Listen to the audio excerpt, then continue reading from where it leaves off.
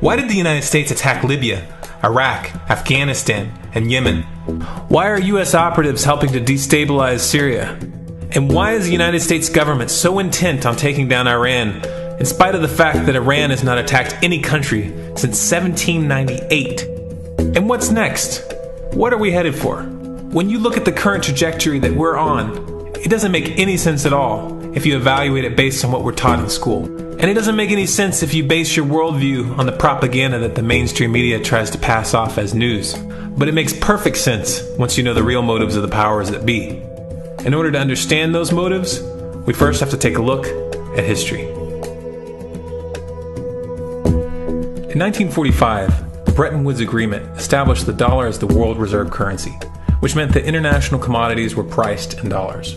The agreement, which gave the United States a distinct financial advantage, was made under the condition that those dollars would remain redeemable for gold at a consistent rate of $35 per ounce. The United States promised not to print very much money, but this was on the honor system, because the Federal Reserve refused to allow any audits or supervision of its printing presses.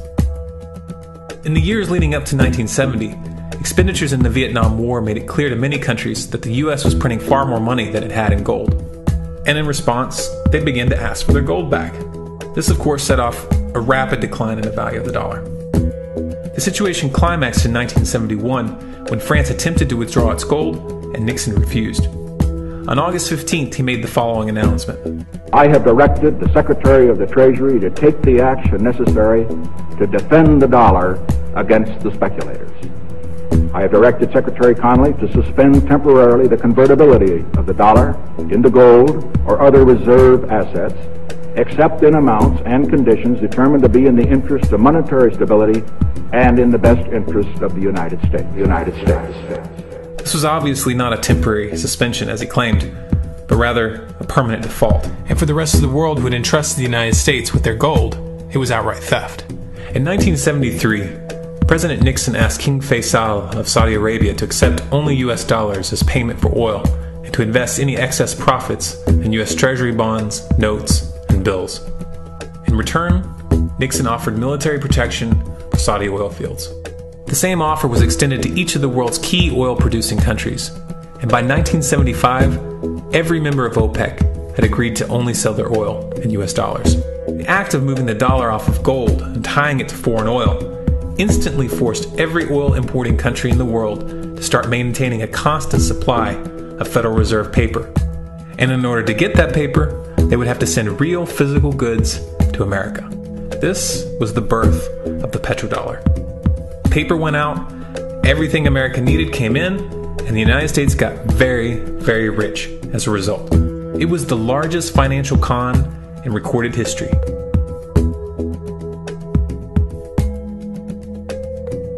The arms race of the Cold War was a game of poker. Military expenditures were the chips, and the US had an endless supply of chips. With the petrodollar under its belt, it was able to raise the stakes higher and higher, outspending every other country on the planet, until eventually US military expenditures surpassed that of all other nations in the world combined. The Soviet Union never had a chance. The collapse of the communist bloc in 1991 removed the last counterbalance to American military might. The United States was now an undisputed superpower with no rival. Many hoped that this would mark the beginning of a new era of peace and stability. Unfortunately, there were those in high places who had other ideas. Within that same year, the US invaded Iraq in the first Gulf War. And after crushing the Iraqi military and destroying their infrastructure, including water purification plants and hospitals, crippling sanctions were imposed which prevented that infrastructure from being rebuilt. These sanctions, which were initiated by Bush Sr. and sustained throughout the entire Clinton administration, lasted for over a decade and were estimated to have killed over 500,000 children. The Clinton administration was fully aware of these figures. We have heard that 500,000 children have died. I mean, that's more children than died in Hiroshima. And you know, is the price worth it? I think this is a very hard choice, but we think the price is worth it. Miss Albright, what exactly was it that was worth killing 500,000 kids for? In November of 2000, Iraq began selling its oil exclusively in euros. This was a direct attack on the dollar and on U.S. financial dominance, and it wasn't going to be tolerated. In response, the U.S. government, with the assistance of the mainstream media, began to build up a massive propaganda campaign claiming that Iraq had weapons of mass destruction and was planning to use them. In 2003, the U.S. invaded, and once they had control of the country, oil sales were immediately switched back to dollars. This is particularly notable due to the fact that switching back to the dollar meant a 15 to 20% loss in revenue due to the euro's higher value. It doesn't make any sense at all unless you take the petrodollar into account. So I came back to see him a few weeks later, and by that time we were bombing in Afghanistan. I said, "Are we still going to war with Iraq?" And he said, "Oh, it's worse than that." He said, he reached over on his desk, he picked up a piece of paper, he said, I just got this down from upstairs, meaning the Secretary of Defense's office today, and he said, "This is a memo that describes how we're going to take out 7 countries in 5 years, starting with Iraq and then Syria, Lebanon, Libya, Somalia, Sudan, and finishing off Iran. Let's take a look at the events of the past decade and see if you see a pattern. In Libya, Gaddafi was in the process of organizing a bloc of African countries to create a gold-based currency called the dinar, which they intended to use to replace the dollar in that region. US and NATO forces helped destabilize and topple the Libyan government in 2011, and after taking control of the region, US armed rebels executed Gaddafi in cold blood and immediately set up the Libyan Central Bank. Iran has been actively campaigning to pull oil sales off of the dollar for some time now, and it has recently secured agreements to begin trading its oil in exchange for gold. In response, the US government, with mainstream media assistance, has been attempting to build international support for military strikes on the pretext of preventing Iran from building a nuclear weapon. In the meantime, they established sanctions which US officials openly admit are aimed at causing a collapse of the Iranian economy. Syria is Iran's closest ally, and they are bound by mutual defense agreements. The country is currently in the process of being destabilized with covert assistance from NATO, and though Russia and China have warned the United States not to get involved, the White House has made statements within the past month indicating that they are considering military intervention.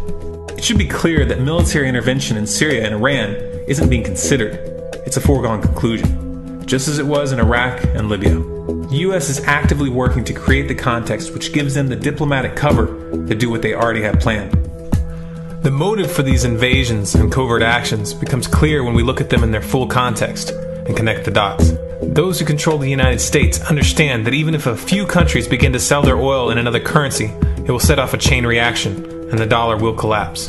They understand that there is absolutely nothing else holding up the value of the dollar at this point, and so does the rest of the world.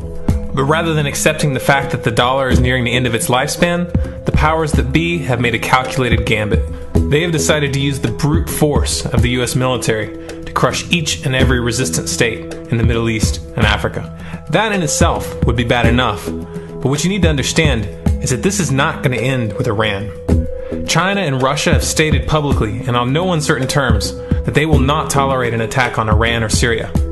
Iran is one of their key allies, one of the last independent oil producers in the region, and they understand that if Iran falls, then they will have no way to escape the dollar without going to war. And yet the United States is pushing forward in spite of the warnings. What we are witnessing here is a trajectory that leads straight to the unthinkable. It's a trajectory that was mapped out years ago in full awareness of the human consequences. But who was it that put us on this course?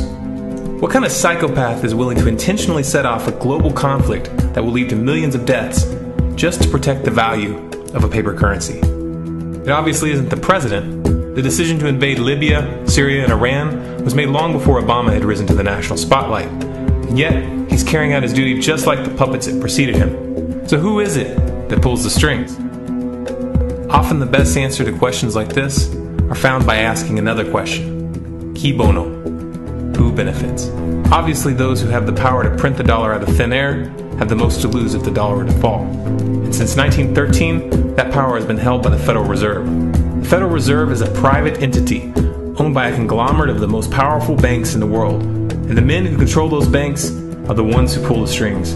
To them, this is just a game. Your life and the lives of those you love are just pawns on their chessboard. And like a spoiled 4-year-old who tips the board onto the floor when they start to lose, the powers that be are willing to start World War III to keep control of the global financial system. Remember that when these wars extend and accelerate. Remember that when your son or your neighbor's son comes back home in a flag-draped coffin. Remember that when they point the finger at the new boogeyman, because the madmen who are running this show will take this as far as you allow them to. So how much time do we have left? It's a question I hear constantly, but it's the wrong question. Asking how much time we have left is a passive posture. It's the attitude of a prisoner who's waiting to be taken out to a ditch and shot in the back of the head. What are our chances? Can we change course? Also the wrong question. The odds don't matter anymore. If you understand what we're facing, then you have a moral responsibility to do everything in your power to alter the course that we're on, regardless of the odds. It's only when you stop basing your involvement on the chances of success that success actually becomes possible. To strip the ill-begotten power from the financial elites and to bring these criminal cartels to justice will require nothing less than a revolution. The government is not going to save us. The government is completely infiltrated and corrupts the core. Looking to them for a solution at this point is utterly naive. There are 3 stages of revolution, and they are sequential. Stage 1 is already underway. Stage 1 is the ideological resistance. In this stage, we have to actively work to wake up as many people as possible about what is happening and the direction we're headed. All revolutions originate from a shift in the mindset of the population, and no other meaningful resistance is possible without it. Success in this stage of the game can be measured by the contagion of ideas. When an idea reaches critical mass, it begins to spread on its own and seeps into all levels of society. In order to achieve that contagion, we need more people in this fight. We need more people speaking out, making videos, writing articles, getting this information onto the national and international stage. And we especially need to reach the police and the military. Stage 2 is civil disobedience, also known as nonviolent resistance. In this stage, you put your money where your mouth is, or more accurately, you withhold your money and your obedience from the government, and you do everything in your power to bring the gears of the state to a halt. Practiced in mass, this method alone is often enough to bring a regime to its knees. However, if you fail at this stage, Stage 3 is inevitable. Stage 3 is direct physical resistance. Direct physical resistance is the last resort, and it should be avoided and delayed as long as possible, and it should only be invoked after all other options have been thoroughly exhausted. There are those who talk tough and claim that they will resist when the time comes, but what those people fail to realize is that if you are inactive during the first 2 stages and save your efforts for the last resistance, then you will fail. When the Nazis were moving door to door, dragging people out of their homes in Germany, that was the time to fight back physically. But due to the lack of ideological resistance and civil disobedience leading up to that moment, even an armed uprising would have likely failed at that point. An armed uprising can only succeed if the people have established an attitude of active resistance. And active resistance is only possible after their minds have broken free from the mainstream propaganda. If you want to fight back, it's now or never. You're not going to get another chance, and the stakes are far higher than they were in Nazi Germany.